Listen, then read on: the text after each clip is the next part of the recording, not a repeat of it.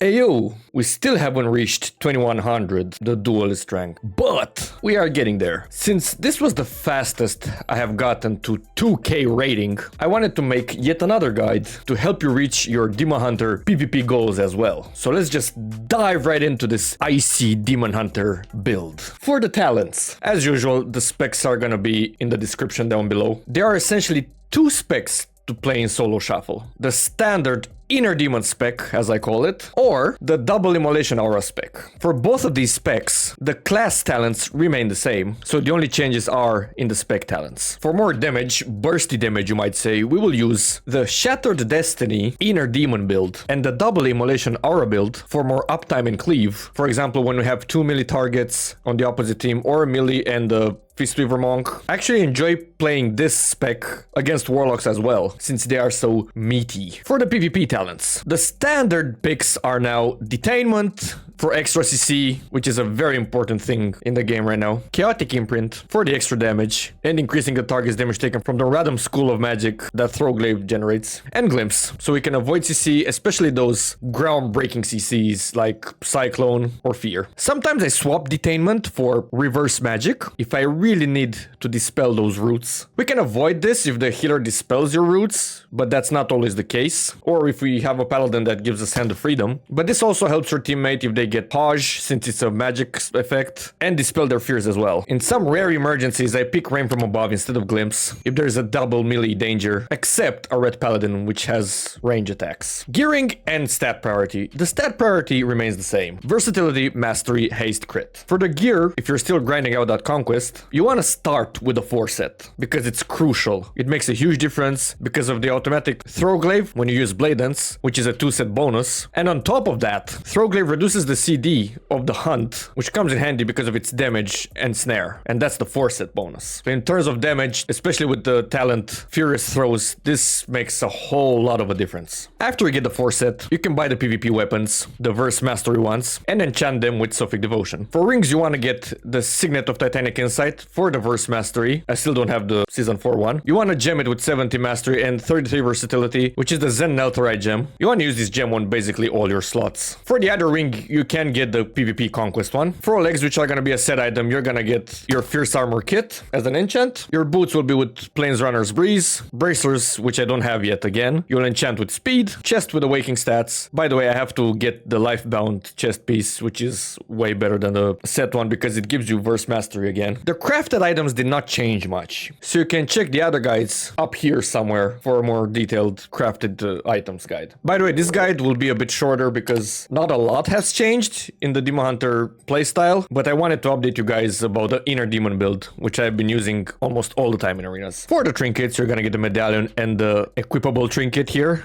not the usable one with the mastery, because the equipable it pops up way more often. And that's pretty much it for gearing. You want to stack on Verse Mastery as much as you can. You can also get the War Mode bracers and belt for the set bonus, and obviously for more versatility and mastery. Now for the rotation, you want to take advantage as much as you can of the Essence Break and the Blade Dance combo damage. This only works if you use Essence Break and then you use Blade Dance while you're in the demon form. More specifically, you want to use Death Sweep for maximum effect for this combo. So to start off the rotation, we go Immolation Aura, Fell Rush for the Unbound Chaos, Eye Beam, Essence Break, Blade Dance.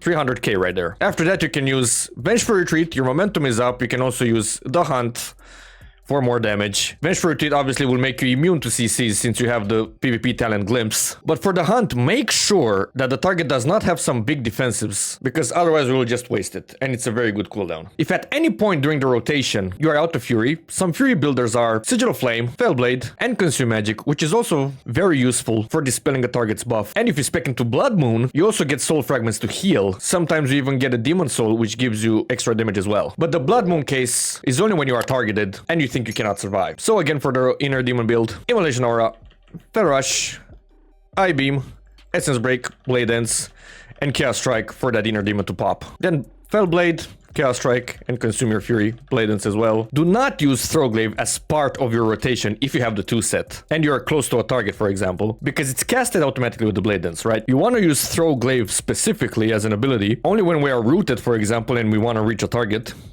for that extra damage in order to kill them, or if you really want to slow a dangerous DPS target. For example, if you want to help your healer or the other DPS from being completely trained. A little trick here, if your Blade Dance is on cooldown and your Essence Break is not, so for example, I just use my Blade Dance, you can go Essence Break, Metamorphosis, and you can go Blade Dance because it resets its cooldown. And you can go Chaos Strike, Inner Demon, Fel Rush, you get the idea. Also, for the Inner Demon build, for maximum damage of that Inner Demon, we can do Immolation Aura, Blade Dance, Essence Break, you know, Chaos Strike, and then again, Meta, Chaos Strike, Eye Beam, and Chaos Strike. So you have maximum Inner Demons at a very short time in between them. Metas if you don't have the Fury. Now for the double Immolation Aura build, the rotation is basically the same, only that you have some bonus damage with Immolation Aura, especially that it has a chance for it not to consume one of your stacks, so you can have a lot more auras on you. And you have also a lot more Fury built, so you go with the exact same rotation with Eye Beam, Essence Break, Blade Dance, Chaos Strike,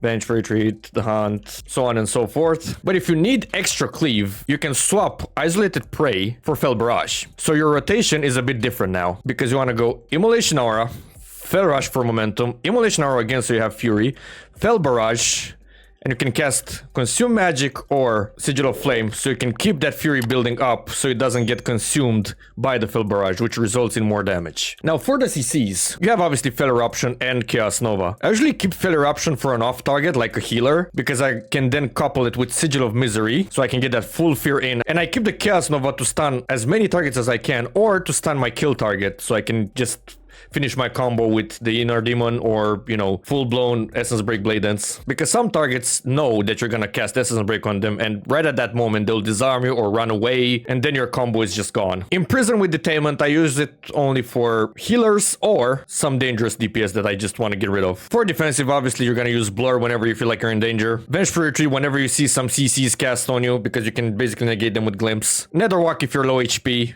But if you're playing with a priest, hold on to it a bit, because most priests know when to swap. So you're gonna be full HP because the healer will swap your health with theirs. And after that, you can use Netherwalk.